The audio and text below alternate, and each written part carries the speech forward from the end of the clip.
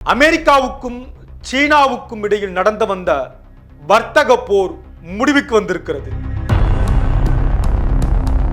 அமெரிக்க அதிபர் டிரம்பை மிரட்டும் துணியில் பேசி இருக்கிறது சைனா. வர்த்தக போரின் இன்றைய நிலைமை என்ன என்பதை இந்த காணொளியில் பார்க்கலாம்.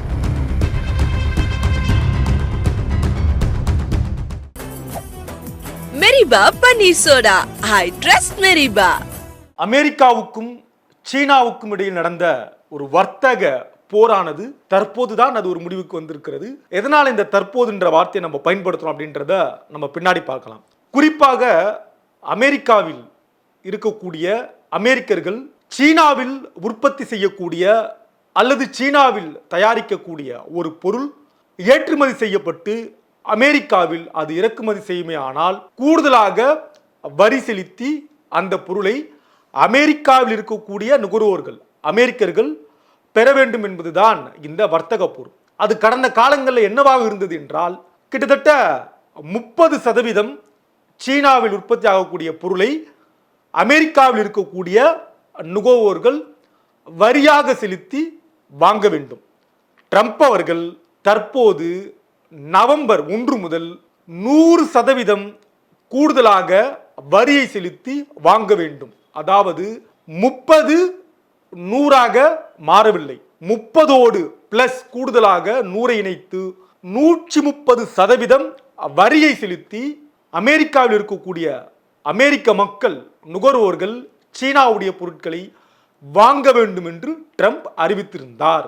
ட்ரம்ப் இந்த அதிரடியான முடிவை எடுப்பதற்கு காரணமாக பார்க்கப்படுவது, சைனாவை பொறுத்தவரை முக்கிய காரணமாக பார்க்கப்படுவது என்பது சீன அரசு அமெரிக்காவிற்கு மட்டுமல்ல உலகம் முழுவதும் தேவையான செல்போன், கம்ப்யூட்டர், நம்ம பயன்படுத்தக்கூடிய மடிக்கணினி, அதை தாண்டி ராக்கெட் தயாரிப்பதற்கான பொருள், விமானம் தயாரிப்பதற்கான, இன்னும் மருத்துவத்திற்கு தேவையான என பல கருவிகளை பல பொருட்களை தயாரிப்பதற்கான அரிய வகையான கனிம வளங்கள், உலோகங்கள் என்னென்ன தேவையோ இதெல்லாம் பெருமளவு தயார் செய்து, அதாவது சொந்த மண்ணில் உற்பத்தி செய்து கனிம வளங்களை மற்ற நாடுகளுக்கு ஏற்றுமதி செய்வதில் சீனா மிக முக்கிய பங்கு வகிக்கிறது.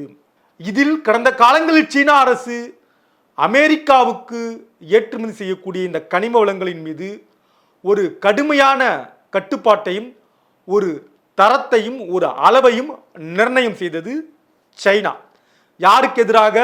அமெரிக்காவுக்கு எதிராக. அப்ப அமெரிக்காவில் ஒரு செல்போன் தயார் பண்ணணும், அல்லது அமெரிக்காவில் ஒரு மடிக்கணினி தயார் பண்ணணும், அல்லது அமெரிக்காவில் ராக்கெட்டோ விமானமோ தயார் பண்ணணும் அப்படின்னா உங்களுக்கு சீனாவில் இருக்கக்கூடிய கனிம வளம் மிக முக்கியமான ஒன்று. இந்த கட்டுப்பாட்டை, கனிம வளங்கள் மீதான கட்டுப்பாட்டை சீனா அறிவித்ததனால ட்ரம்ப் அவர்கள் 100% இறக்குமதி வரியை அறிவித்தார் நவம்பர் 1 முதல்.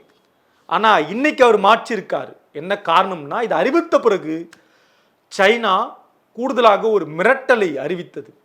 ஒருபோதும் நாங்கள் இந்த வரி போரை கண்டு அஞ்சமாட்டோம், துணிச்சலாக நிற்கிறோம், இதற்கு மிக கடுமையான விலையை அமெரிக்காவும் ட்ரம்பும் கொடுக்க வேண்டியிருக்கும், இந்த கனிம வளத்தின் மீதான கட்டுப்பாடுகள் அதிகரிப்பதற்கான வாய்ப்பு இருக்கலாம் என்கிற தொனியில், மிக நேரடியாக கூட அல்ல என்கிற தொனியில்தான் சீனா பேசியது. இதற்கே அடிபணிந்து விட்டார் ட்ரம்ப் அவர்கள் என்றுதான் இன்றைக்கு பார்க்கப்படுகிறது. இது சீனாவுடைய நிலைப்பாடு. இந்தியா என்னவாக இருக்கிறது? இந்தியா மீதும் ஒரு கடுமையான வரியை அறிவித்திருந்தார் ட்ரம்ப் அவர்கள். ஆனால் இந்தியா எப்படி எதிர்கொண்டது? துணிச்சலாகவோ அல்லது எதிராகவோ மிக கடுமையாக எந்த பதிலையும் கொடுக்காமல் மறைமுகமாகவே அமெரிக்காவோடு ஒரு வர்த்தக உறவை மேற்கொண்டு வருகிறது இந்தியா. சைனாவை பாருங்க, சைனாவுக்கு ஒரு செக்கு வச்ச உடனே மிரளாமா அவங்க பதிலடி கொடுத்தாங்க. இன்னும் முழுமையா மிரட்டல. ஆனால் இந்தியா இப்படி எந்த விதமான ஒரு எதிர்வினையும் ஆற்றவில்லை என்றும் இங்க இருக்க பலரும் பேசியும் எழுதியும் வராங்க சமூக ஊடகங்கள்ல. ஆனா இந்த நிலையில சீனாவுடைய இந்த முடிவு என்பது ஒரு பாராட்டத்தக்க முடிவாகவும் சைனா மிக சரியாகத்தான் நிற்கிறார்கள் என்பதையும் உலகளவில் எடுத்து காட்டுகிறது. இதெல்லாம் இன்றைய நிலை.